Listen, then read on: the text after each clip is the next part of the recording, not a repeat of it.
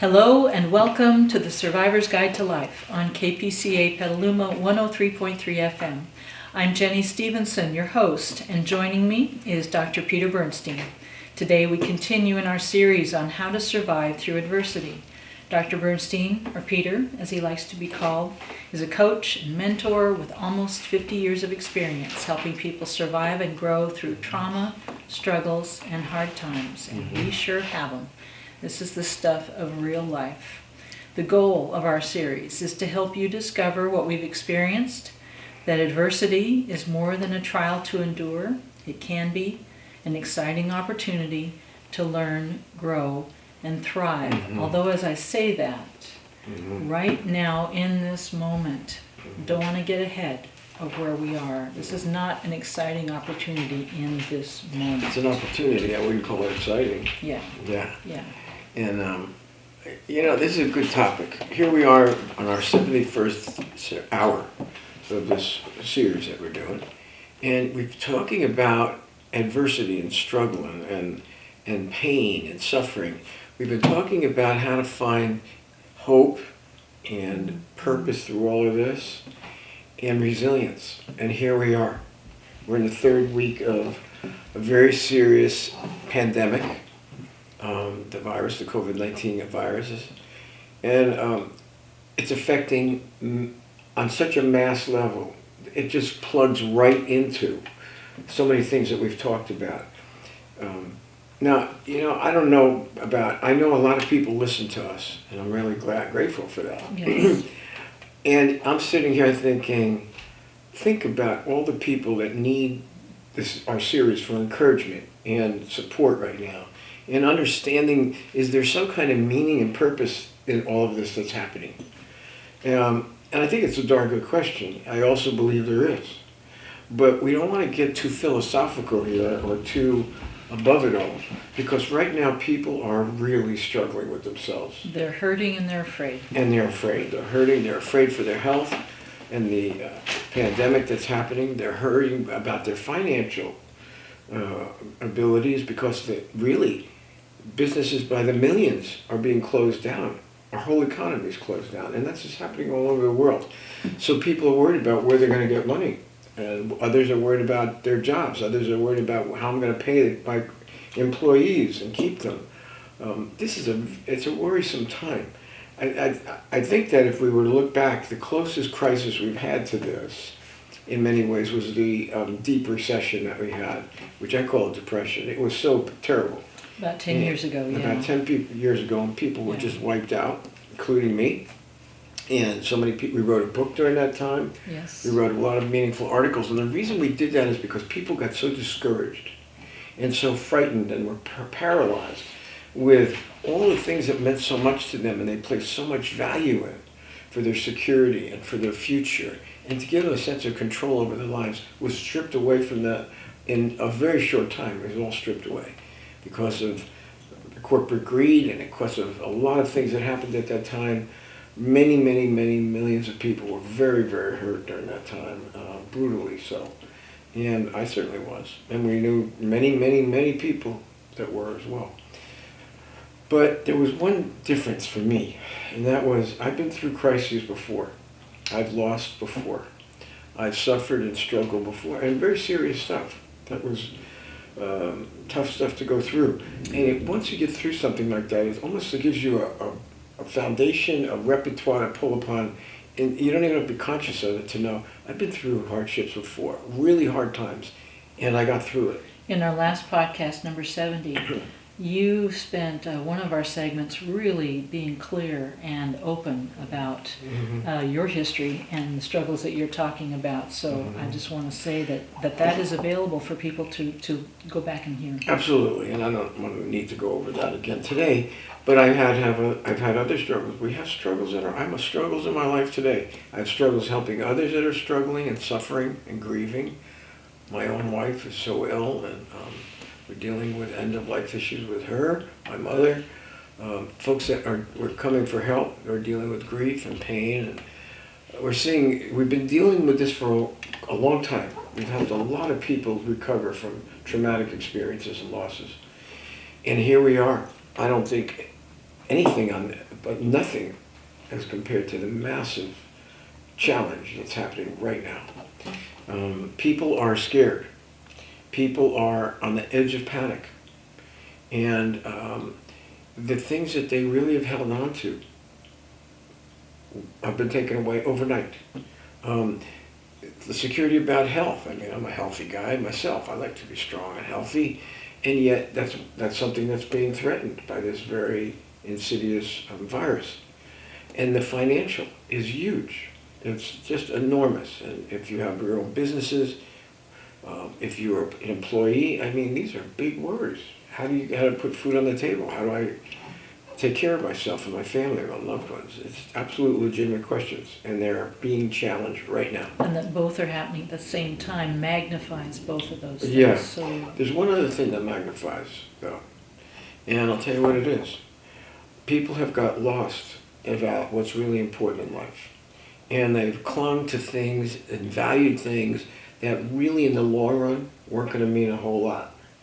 And because of that, the real things that give people strength, fulfillment, and courage and encouragement, those things have been left at the wayside, really, on a massive level, have been pushed aside. Well, this is the kind of thing that what's happening now gives them another chance to reevaluate their values and to discover what's really important in life. The other part of it is, we've been living an illusion about control. And I think we've talked about this before. I know we have. But we've talked about it in the framework of caregivers, first responders, people on the front lines like ourselves. we describe it as extraordinary reality. That's right. We live in extraordinary reality. Most of the people we know live in this extraordinary reality. It's not something most people would choose because it involves sickness, dying, death. It involves so much that we have to learn in helping folks through these difficult times that they go through at the end of life. And we also have to go through the things that it puts us through as caregivers in what we're forced to face within ourselves. And we've talked about the kind of stripping that goes on about ourselves. And most of us who have been caregivers and first responder types have a side to us where we do have empathy. And that means it's a deeper sense of more personalized compassion. But it's not, it involves a lot of pain. It involves really a lot. What it involves in our calling, most people would run the other way. And that's the truth. The people that do the kind of things we do and related, do much, it's a very hard job, heartbreaking. You said that it is an experience that puts people through changes they would rather avoid. And that includes me. I wouldn't lie about it. I mean, who wants to go through the kind of pain, not just the pain of helping someone who's in pain or death and dying, but what's what we go through. We're empathetic people. That means we absorb the energy of these folks. We care about them. We absorb their energy. We give to them when they can't give back to us. What gives us, of course, fulfillment is giving and caring for others. But it's a different kind of relationship that most people aren't going to choose. In fact, most people don't. It's a condition of life that most people don't even want to think about until it's on top of them. And yet everybody's going to go through it at one time or another. But now we're dealing with something at such a mass level that we're not talking about individualized situation. We're talking massive Right, it's right challenges. in everyone's face. In everybody's faces, and such vast numbers. It's a pandemic time. This is all world. This is the entire world. So on this level, it's more shocking. And here's what's more shocking about it. It's exposing people to who they really are. It's exposing people's strengths, but right now, I think it's exposing more people's weaknesses. And what's happened is people have erected barriers between themselves and their fellow man. They've wanted to get ahead. They've wanted financial security, toughing it out, being strong, aggressive, and being on top of it all. I think the American values are probably the strongest value system like that in the world. And that's why probably the United States will go through a rougher time of correction. Be a bigger shock, a bigger crisis. Absolutely, because we know people in Africa, they live through epidemics. They live through such broken, devastating lives. Some of the most faithful, trusting, good people we've ever met came through the genocide in Rwanda. I never saw such resilience in people and what atrocities they witnessed and went through. And I look at those folks and I go, well, this isn't going to be that removed from what they've experienced before in the way they live now. For us in the United States, this is one heck of a crash. Yeah. And it's a real eye-opener on a mass level. What we're really seeing at this point is, and this is not pleasant for me at this point. I don't think it's going to last. But the phase we're in now is, I'm not seeing people reach out to one another and care right now. It's not the rule. It's more unusual. It's a wonderful thing to find, but It it is. doesn't happen as often. And no. And the reason I say it at this point, I see how people are reacting. They're very distrustful, and they're being fed information on why they should be distrustful and keep distance. Okay, but there's more than that. Are they willing to care about their fellow man and see that they're, as bad as their situation is, there's people that have worse situations? The answer is at this point, on a pretty big scale, that there's not a whole lot of that. Those barriers are still they're up there. Now, why do I put an emphasis on that? Because I remember the same thing happened during the Great Recession. And at first, people were stripped, and what really happened was so many things that the values that they clung to, the financial values, the securities, were stripped away overnight.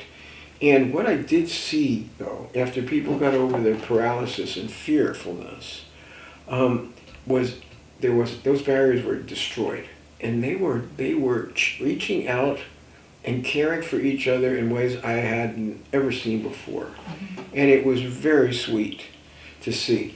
And I see that it can be done, and it happens.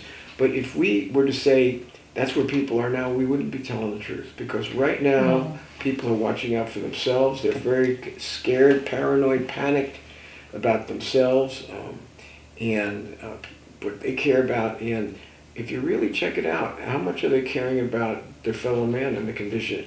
I don't see a lot of that yet. I think we will.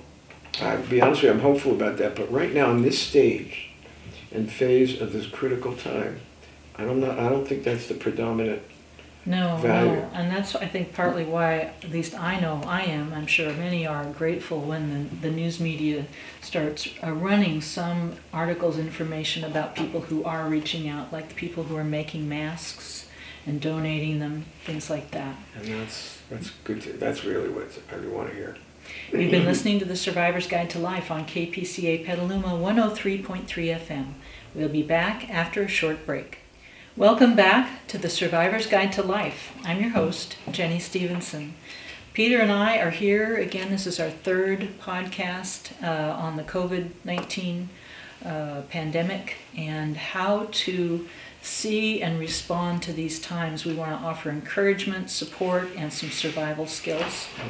In our first segment, we again brought up the topic of how this is what we call an extraordinary reality, one that we've been in, that caregivers and first responders are in, and now with the crisis, the whole world is being confronted with this experience of loss of control, of the pain, the fear, the hurting, loss of things that are valuable, and how to respond in that extraordinary reality. It exposes our strengths and weaknesses. It can be a very painful process. It is a painful process. And the last thing that it tends to expose, which we were talking about, is the barriers that we tend to put up, certainly in our culture, between ourselves and others, and what we lose by that. We're hearing some thunder. Is that thunder? I'm not sure. Wow. Yeah. Well, I was listening to how I sounded. This is a very serious time, and no one is minimizing it. And we do want to reiterate how important it is to take precautions right now. They're known. We want people to be smart. What we're saying is don't be fear-driven, but be smart about what you do. Yeah, you need perspective, and we'll talk about that. That's what's really important right now. I was just talking to one of my very good friends, Big Steve, who's a fabulous nurse and a very good friend of mine and ours, and he was telling me what's going on in the hospitals. He's a frontline guy, and he has very much the same attitude we do, in how important it is not to let the voice of emotion dictate our perspective right now. We've talked about that so many times. I didn't talk to him about it until it came out of him today. And he was right. And he says people are letting that drive them. And it's the fearfulness, he said it. Yeah. That's making some people very sick. And just not the virus, but the fearfulness. Even the people who he is working with in the hospital. That's right. He also was very aware. He says people that have traumatic past are getting triggered now. And a lot of the fearfulness and the wounds from the past are being stimulated, and that's coming up. And it's distorting and contaminating their present situation and perspective. Then they become reactive rather than be responsive, and that's a problem, a real problem. But at the same time, is there going to be hope? And I do believe there is. We're just in an early phase of this thing. We're going to start seeing this thing turn around, maybe not so fast as far as the viruses go, but as far as how people begin to respond. I think one of the things that's really happened is that people have accepted a distracted-filled life, and they've embraced that as a way of life. That leaves people very fragile. They may not feel it because they're really looking for security and control, but the truth of the matter, it's a very fragile way of life, because when the true confrontations come, that doesn't hold. And then they're left with nothing, because they haven't really lived this extraordinary kind of life, and I don't mean in an easy way. They've chosen to avoid it and to avoid the difficulties much of the time. Not everyone, but many. Mm-hmm. And now you were hoping that at the end of the recession, you saw people moving toward this, and then you saw it kind of fall away. You know, that disappointed me, because I was really hopeful. Because what I saw come out of that was really meaningful and creative. And there was a lot of good things that were beginning to emerge from that. And caring about each other. People genuinely were interested in what each other had to say. They were interested in their situations.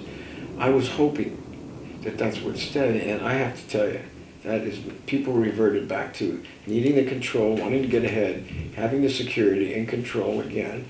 And here we are again. Mm-hmm. I want to read something that, I don't know if anybody, I hope you've heard of Victor Frankl. He was a psychiatrist during the Holocaust. And he wrote some great books. I remember reading them during my time when I was getting my master's. He was in one of the prison camps. Yes.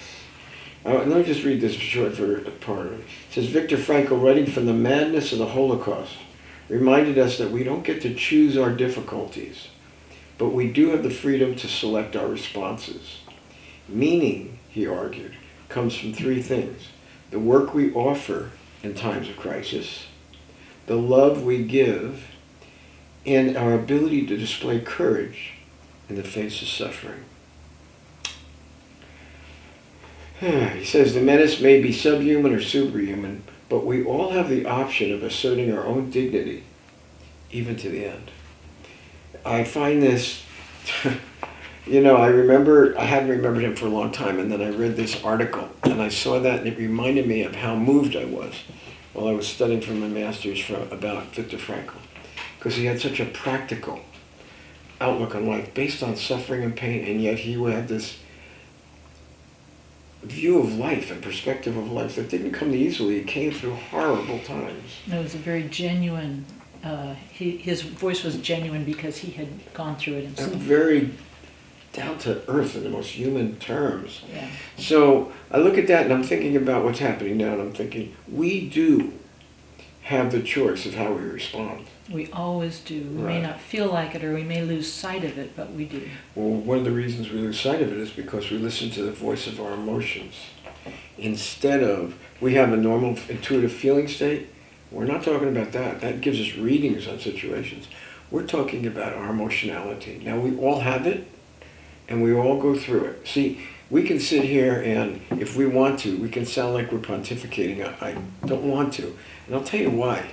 Because we live it. We all do it. We know, Yeah. we know the pain, we know the struggles. We've been challenged and confronted and continue to be, right? Mm-hmm. And so we know what happens. And we can't transcend the emotional conflict that everybody goes through. Because we go through them, we've been through them too. Yes. We've been stripped over and over again. Our need, our desire with good intentions to fix and help people, wonderful. And we've been up against more situations that we couldn't fix. Mm. And we had to help people in a different way. So we know that's very real, and I know that's what's happening now. It's happening for everyone. Absolutely. Whether they are allowing that awareness to come in or not. Well, that's what's what we're happening. talking about today, because everyone is going to be challenged. It's happening right now. Yeah. Is it going to bring out the best in you? No way. Did it bring out the best in us at first?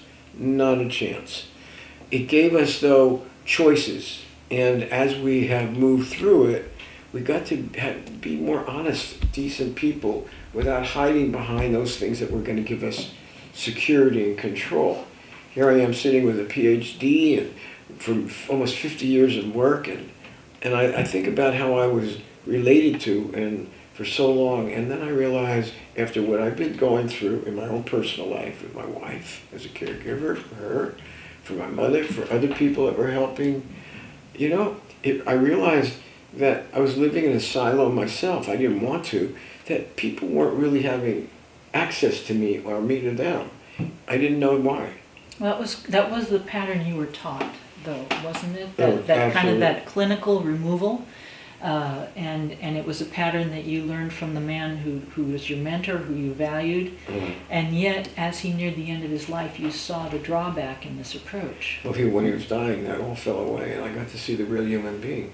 And that made a profound impact on me, because I realized I want to live that way too. Well, here's what I discovered. As much as I was committed to that, I still had barriers up and ways of trying to impress people or impact people professionally. And you know what? I don't like it. I don't like it. I haven't liked it for a long time. It's really looking at relating to a person as a fellow human being. Now, there is some objectivity when we help people, because we can take on the pain that people are in, and we can also be triggered with our own pain, and then we don't help them as well as we could. And so we could contaminate helping them and make it worse. I'm not talking about that. I'm not talking about bleeding our own experiences and hemorrhaging them into other people's lives and difficulties. But I am saying there's an element that we all share in our humanity. And it has to do with empathy. It has to do with caring. That's the thing that's so nice. And in and of itself, I think one of the most fulfilling things that I've had happen during the latest difficulties in my life and people were helping is that I have my relationships with people are so loving. And I receive love, I give love, and it's almost selfless. And just in the love of my fellow men and caring for them, and I have discernment. There's people I don't like, and I don't like them a lot when that happens, if they cross me in a wrong way. But generally speaking, I really do have an appreciation and love for my fellow man's struggles. And I can come, and they seem to know that because they relate to me, not as Dr. Bernstein, but as Peter. And even though they know I have the credentials and the experience, they also know that I'm a fellow human being who understands suffering and pain and struggle and my own imperfections. So they can feel freer to be open with theirs with me. That fulfills me. Mm-hmm. That in itself has a way of making life more valued and valuable. So I look at these times that we're going through in hopes that people are going to realize more of what I'm talking about today. Do I think it's going to be easy? No.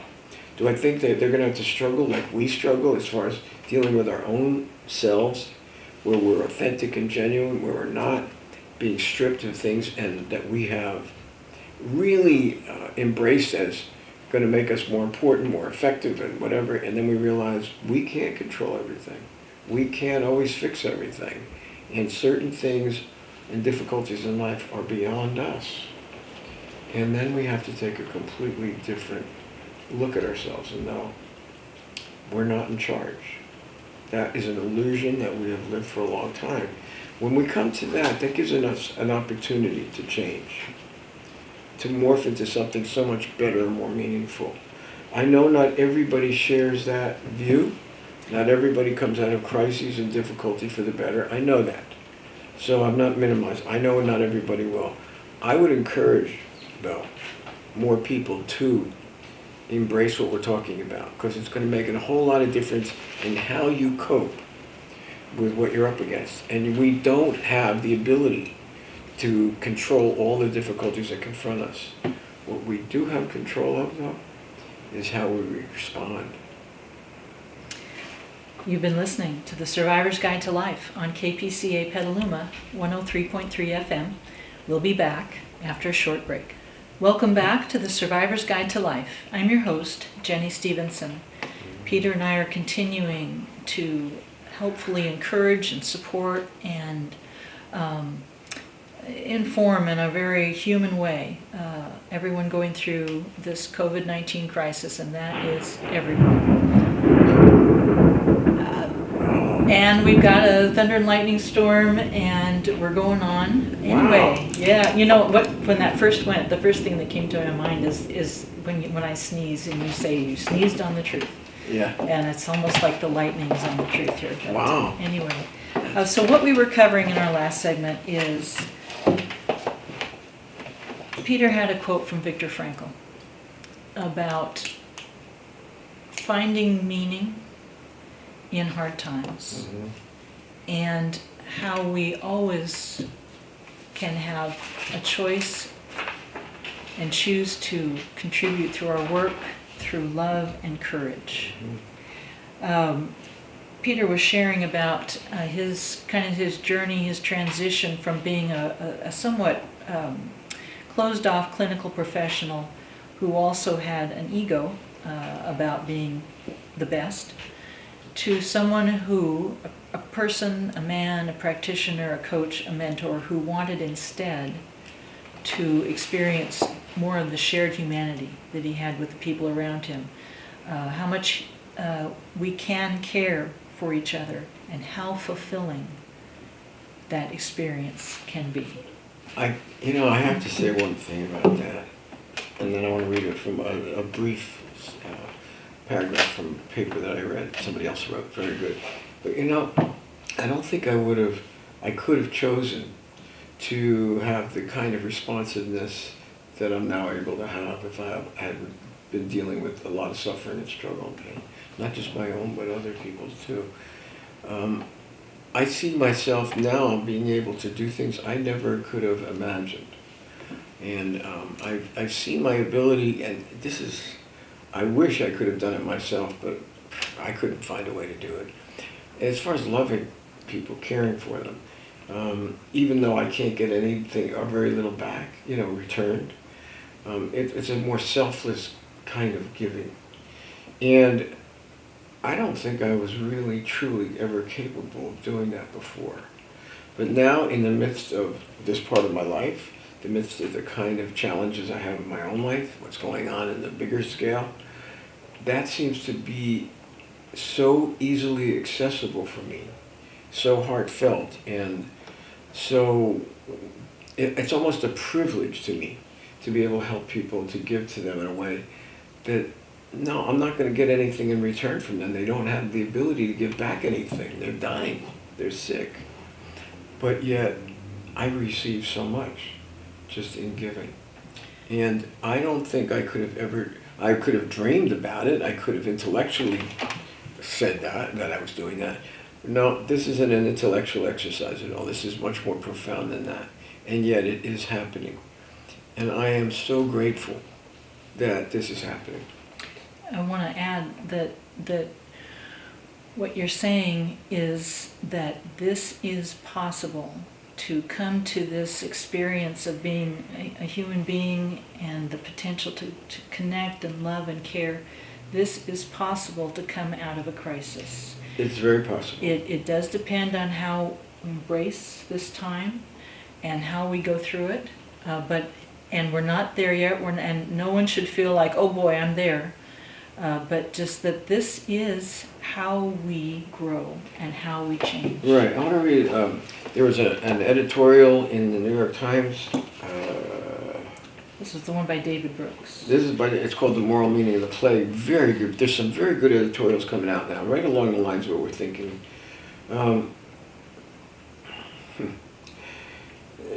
He was the one who talked about Victor Frankl, but he says, this particular plague hits us exactly at the spots where we're the weakest and exposes exactly those ills we had lazily come to tolerate. We define ourselves too much by our careers, and the plague threatens to sweep them away. Okay. It says, in this way, the plague demands that we address our problems in ways we weren't forced to before. The plague brings forth our creativity. It's during economic and social depressions that the great organizations of the future respond. You know, I don't think we're the most profound people in the world. We're not coming up with anything original.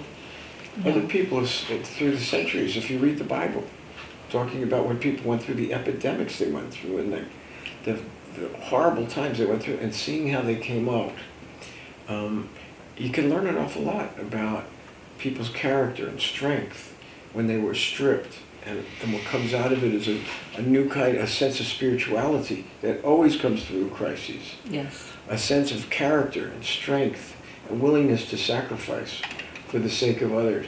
I don't think we're the first to even talk about this. I just think that we're going to speak about it in the language we speak.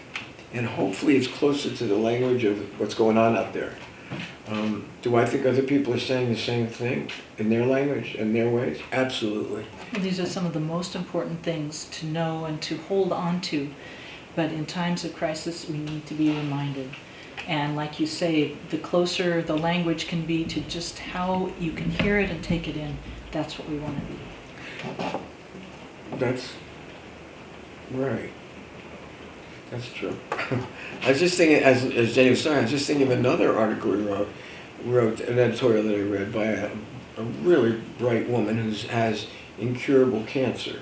Yes. And it's a great article. And then I realized, people that have, and I have friends that have gone through this, that made it and others that didn't, most didn't, that face dying and death and the fight for survival. And there's so much to learn about how they cope during those times. Let me just give you her name. It's Kate Ballard. She had an article in the New York Times on Sunday. Very good article, small lady. Yes. Now hers is very practical, very down to earth. Because her challenge was very much down to earth and practical. Still is. Yeah. And at the time that she discovered she had incurable cancer, she was pregnant.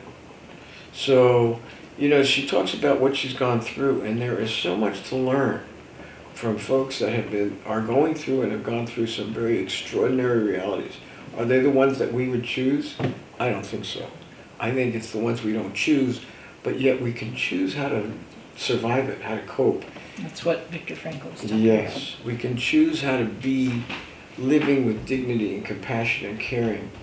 And also, there's practical things to learn. And that's where I think we really are right now in the phase of this pandemic crisis, that we have to learn to deal with practicalities, real practical. A perfect example. Our sets of rituals, our sets of routines that we've had have been completely devastated. And it leaves people not knowing what to do, talking about being exposed. And this is a time for people to formulate new routines. Just that basic, yeah. What are you going to do each day? How are you going to structure your day and your evening and your family time? And absolutely. Those huge challenges, especially for parents and yes. Well, especially for anybody right now. And it's interesting. I was just talking to Big Steve, who's also a muscle-bound guy, and I said, "Well, what are you going to do? The gyms are closed." And he says, he didn't know yet, and they're going to be closed for probably another month. And I'm thinking to myself, well, I need to exercise. I've been going to the gym since I've been working out since I'm 13, 14 years old, right in there. And I was thinking, Well, I guess I better develop a routine for myself of some kind of exercising and calisthenics each day. And I'm finding they're really tough. I've got tough routines. I didn't know I could remember them actually, but I have to really rethink the routines that I was so used for coping. And that's kind of the thing we need to. They're very basic. They're very simple, and yet without our normal routines, we're left not knowing what to do. It leaves us feeling pretty vulnerable and Yes. exposed, Yeah. not just to others, to ourselves. So what do? Well, it's time to recalculate and reformulate. Well, what can you do in this time with what's going on right now to build a routine for yourself that helps you cope? Things like that. I know some people that we've counseled at the institute. That's a big deal. They didn't know what to do. They were at a loss, and they were getting very depressed and despairing and discouraged. That's not just those individuals. That's happening on a massive level. People need to feel like they've got their feet on the ground in some way. Yep. It's not the same, but in some way their feet are on the ground and they've got some stability. That's one thing. And then also, these are heavy times. And I know today at our staff meeting, we were talking about these papers that we've all been writing, the Instagram, the podcasts, and people were helping in what we're going through.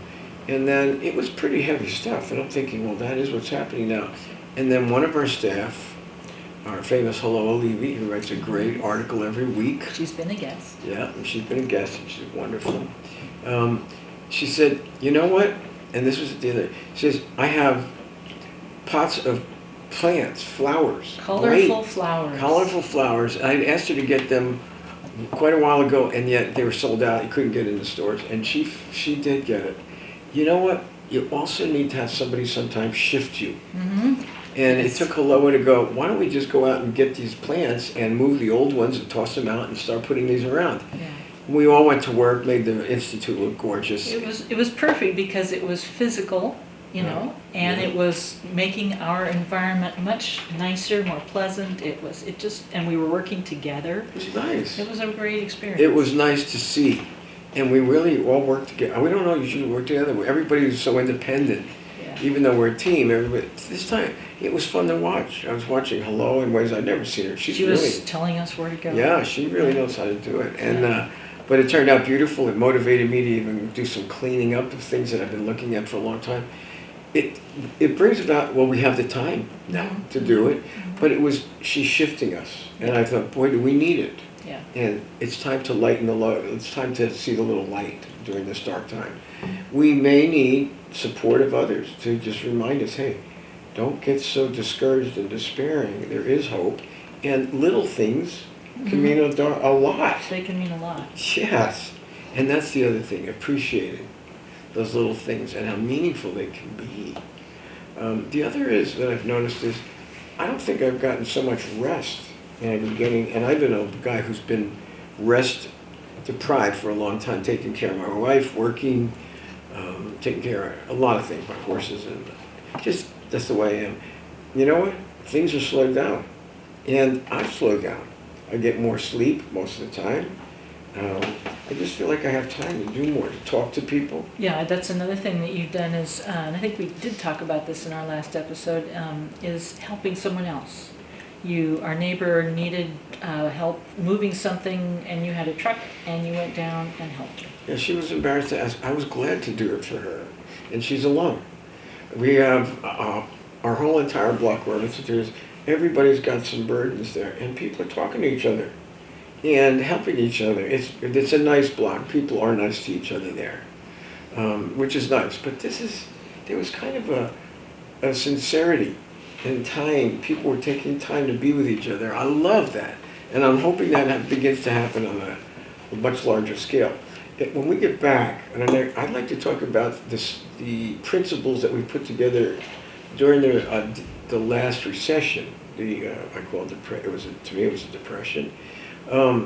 and the principles that we've developed. And I think they could be very helpful during this time. Very practical, very helpful. We have 10. I added another one last night. So I've been writing another paper. So it's 11 now. Oh, okay. All right. I think we can go with 11. But we're going to I think we ought to bring them up because they are really good and they're really helpful. All right. You've been listening to the Survivor's Guide to Life on KPCA Petaluma 103.3 FM. We'll be back after a short break. Welcome back to the Survivor's Guide to Life. I'm your host, Jenny Stevenson. And before our break, we were talking about getting into some practical ideas for navigating these times, helping to shift out of the very difficult times that we're in and the things that we need to deal with, and finding some time to shift and enjoy ourselves. Also some other practical suggestions that Peter's going to get into. Just before we came back, Peter was looking and he was saying, this is good stuff, and it is. We can't go into all of it, and what we don't get to today, we will get back to. Yeah. So what is jumping out at you? Well, the introduction jumps out at me. This was in one of the principles, we must have built it right in. This is what I'm reading something that I wrote, and she wrote quite a while ago. But I kind of brought it up to date. Let's see. As long as your family and friends face these hard times, I offer the following suggestions for guidance and encouragement for you. These suggestions, this is the first principle actually, go along with the prescribed precautions that are being advised, medical precautions, of course. These principles, in addition to taking your life, this is the first principle, take your life one day at a time. Did you write that? When we wrote that, I think we didn't realize how important that was, and that deserved to be a principle on its own. Well, then we have 12 instead of 10, because I added one in there. Okay. There's one. Okay. And it's taking your life one day at a time, appreciating the little things in life that can matter so much. And they've been a great value to me. So that's one principle right there. There's another one there. Yeah, slowing down, Yep. and don't get ahead of yourself. And why is it so important? We are being fed so much frightening information with such negative expectations and fearfulness. It's terrible. And if you listen too much to the media, all they do is fill your head with new studies and new, very dire expectations. And I'll tell you what, don't listen don't spend too much time taking that stuff in, because it feeds right into the thing that we shouldn't be doing, and that is getting too far ahead of ourselves. When we as people begin to anticipate the worst, and we all can do it, we start scaring ourselves, and it's called worry. Worry begins to bring us to the edge of panic and fearfulness and anxiety. What I do is I self-correct, and if I see my mind going there, I bring myself back, and I start just focusing on what's in front of me and what I'm able to deal with today with God's help. And I think that's a very important principle, because it's too easy to get so far ahead of ourselves. Then we get not just worrying about the next day, the next month, the next week, the next everything. We get so far ahead of ourselves, and all of a sudden here goes the anxiety. And then we're in that place we've talked about where your emotions are driving your perspective and your decisions. Totally. So instead of just going with the perspective and the facts, your emotions take on a completely different dimension. And by the way, it will drain the energy that you need for dealing with these difficulties. You do that, it's almost like punching a hole in a dam, and it just creates a flood. Would this be a good point to talk about that different parts of the brain? I don't know if you want to do that now, because that relates to this. Well, I think we're talking about stress, and you hear about stress and how terrible it is. Well, the truth of the matter is that isn't altogether true. There's another way to look on stress, and there's no getting away from the stressfulness of the situations that we're all facing. We live under stress in the kind of reality we work in, but now it's a massive kind of stress. Well, people hear about how terrible stress is. It's not all terrible. I find that the most important thing about stress is that you develop a different perspective on it. When you get into stress initially, our physical, neurophysiological reaction stimulates an area of the brain called the amygdala. That is a fear center. the emotional fear center. That's where panic can originate, okay? When you begin to get a handle on the stress and begin to look at it differently, it keys off another part of the brain, the prefrontal cortex. That's the executive function of our brain. All of a sudden, we get some balance, and we're able to not just listen to the voice of the emotions dictated neurophysiologically in the amygdala, but we're shifting to the prefrontal cortex, and all of a sudden, we're thinking more clearly, and we're seeing things in a more balanced way. So you want to be careful. We do specialize, and I've worked for many years to develop and build on other people's work as well, ways to diffuse emotion. And if it's been triggered, if it's come up from the difficulty of the situation, if you've had difficulties in your past that come up, there are ways to diffuse it and decompress. So then you also shift to that more executive part of your brain. And you can think more clearly and with a refreshed outlook. Do the problems go away? Or the difficulties and challenges? Not necessarily at all. You're in a different place. You're in a different place. And you have a fresher perspective, a more energy to engage with them. It just gives you hope.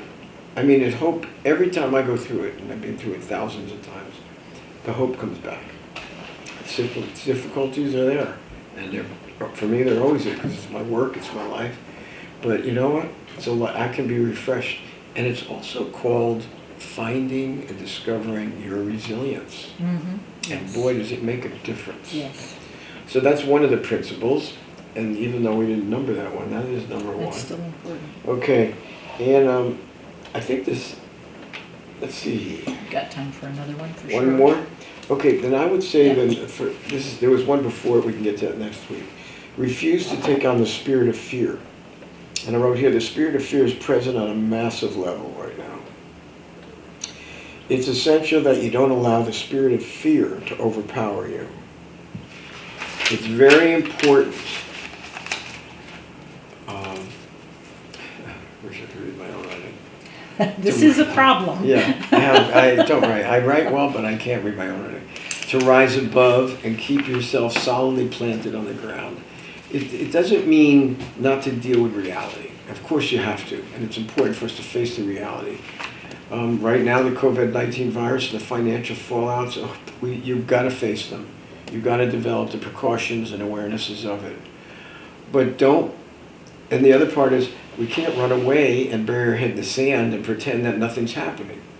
You do have to look at the hard facts of this evolving situation and crisis, as painful and frightening and traumatic as they may be. The potential loss of your health or that of a loved one, the loss of your job or business or your income are extraordinary facts right now. But you got to recognize facts are not the complete reality, total reality. So don't let the facts also, not just the emotion, but the facts become the complete reality that determines whether you're happy or sad, fulfilled or miserable. That's also another one of our principles. Even though the facts can be extremely frightening, as they are right now, with the possible losses I just mentioned, all have been, and all the things that we value and are precious to us right now, that have given us a sense of security and immortality and well-being, well, they're not. We have to refocus right now on the things that we call non-tangibles. So what we've been talking about are things that are tangible, the material things, the values that we've all embraced, particularly in the United States. And then you could say, well, we've all done that. We all pay attention. We've paid attention too much. What we've lost touch with are the non-tangibles. What does that mean? It means that valuing our relationships, our loved ones, our families, taking time to really to find the love and the caring again. Those are the things that are going to fulfill us and are more important. I wonder what I read about. I was just saying that off the top of my head. Let me see what I wrote. Let's see. Non-tangibles. There is so much beyond what we've been caught up in and what we've been striving for. So don't let the emotions dictate or contaminate your perspective. Don't let your history, and this is another important thing, and your fearful past. If you've had a traumatic past, no, that was what we specialize in, helping people recover, and what we specialize in from traumatic experiences of their past. Well, the truth is that for a lot of folks, that's buried, and they do things to avoid it. They don't realize the power of it, but during these crises and times, they get triggered, and all of a sudden, the fears from the past and those experiences seem to emerge and contaminate and overwhelm our current perspective, which is also frightening. But there's healthy fear, things that help us take precautions, and then there's this overwhelming paranoia and panic and hysteria. And I've seen people get sick physically, not from the virus, from the overload on their nervous systems, from the stress that they cause, and that they really never took on deeply, got rid of the roots of those old traumas. And that stuff triggers, and boom, everything goes out of whack. So, and that's when people get sick too, they can get sick. Yeah, it reduces your immunity. Yeah, and I don't mean by the virus. No, any whatever you have going on can be exacerbated. And it can be for anybody. So these are the kind of things that we need to pay attention to and be aware of. These are some of the principles. I don't know, what's our timing? Yeah, we got to just kind of close. I want to be sure to leave time to let people know how to get a copy of this paper, the one that we prepared. Oh, yeah. So just a little bit more, and then we need to sign off. Okay. Let's see what this says. Well, I'm going to go further down. I'll get to the other next time. I'll go back. Appreciate what you have. And these are the intangibles. If you have a loving family or community, that you have your health, or even if you don't, appreciate what you do have. The little things can begin to matter so much and can be so fulfilling in themselves. To find true appreciation and gratitude. Appreciate what you have been given, and how good things have been. You can even make a list of the ways that how you've been taken care of. Recognize the ways in which your life has been rich and full. Absolutely. And the last one, and I'm not going to get into details, it's during crises, during all kinds of traumas, one of the things that does seem to emerge is our spiritual life. Not necessarily religious, but spiritual. We all have that core within us. This is a time to re-examine that and to take a look at where you really are. There are people that have completely denied their spirituality. There's other people that have become so caught up in it that they actually escape into it and hide from reality. That can happen too. So instead of taking responsibility for what their part is and straightening things out, they don't do it at all. Yeah. So this is a time for these things to be explored, and we do have the time. So it's kind of being tore. It's like a big canyon that's being ripped into our culture. Yeah. And in that canyon are the things that we can now begin to confront. It may not be easy, but it can be so valuable and such a source of creativeness for what comes next. That's why I have hope for the future. Right now, though, I know we're all struggling, so I don't want to be insensitive to that. Yeah. I know that we're going to be ending today, right? And we are going to end, and I want to be sure to have time. Go ahead. But no, if there's some way that you want to... I will. We come back next week. Okay. Go ahead. All That's right. enough. No, I just wanted to. I'm going to hold this up for the video audience. We have a paper that we created. It's an update. Steve says, "Get closer." This is a newsletter that's available on our podcast website, The Survivor's Guide to Life.com, where you'll find all our podcasts, all our papers. This most recent one is called Surviving the Hard Times of COVID-19, Lessons for Finding Hope and Strength. Please download it. It's available right on the website, and it goes into so much of what Peter and I have just been talking about. So we are, the Survivor's Guide to Life, are made possible through a grant from Sonoma Coast Trauma Treatment, a 501c3 charity that relies entirely on donations. We hope that what we have done today has been of value to you, and you would consider making a donation, again, through our website, through sctraumatreatment.org. All right? SC SC Sonoma Coast, sctraumatreatment.org. The Survivor's Guide to Life is on Facebook and Instagram, YouTube, and Spotify and SoundCloud. Peter has his own Instagram. He's enjoying it. You can tune in. To get in touch with us, you can contact me. Email Jenny at bernsteininstitute.com, 707-781-3335. Please do like us on Facebook or follow us on Instagram. Thank you for joining us, and we will come back to this next week. And we wish all of you good health. Yes, be safe. Stay well and be safe.